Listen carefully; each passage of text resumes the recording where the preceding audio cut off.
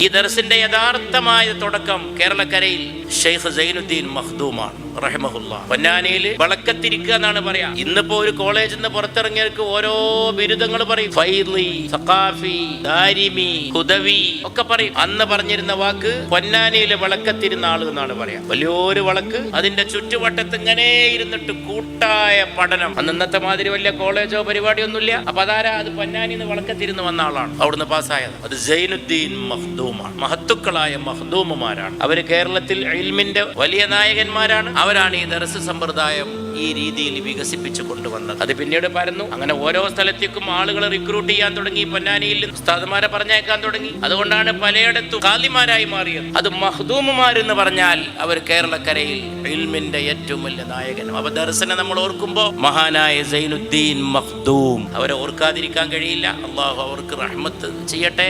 റഹിമഹുല്ലാഹു റഹ്മത്തൻ വാസിഅ. അവരിലൂടെയാണ് കേരളക്കരയിൽ ഇൽമു പരന്നത്. കടല് കടന്നു പോയിട്ട് ഇൽമു പഠിക്കുക. അത് ചെയ്ത ആദ്യത്തെ മലയാളി ഷെയ്ഖ് സൈനുദ്ദീൻ മഖ്ദൂമുൽ കബീറിന്റെ പൗത്രൻ, പേരക്കുട്ടി മഖ്ദൂം രണ്ടാമനാണ്. ആ രണ്ടാമനാണ് ഫത്ഹുൽ മുഈൻ എഴുതിയത്. ആ രണ്ടാമനാണ് വളരെ പ്രശസ്തനായി വളർന്നു വന്ന് മാഹിയിലെ കുഞ്ഞിപ്പള്ളി എന്ന് പറയുന്ന സ്ഥലത്ത് അന്ത്യവിശ്രമം കൊള്ളുന്നു. പ്രിയപ്പെട്ടവരെ, ഇതെല്ലാം ഓർക്കാനൊരു അവസരമുണ്ടായി.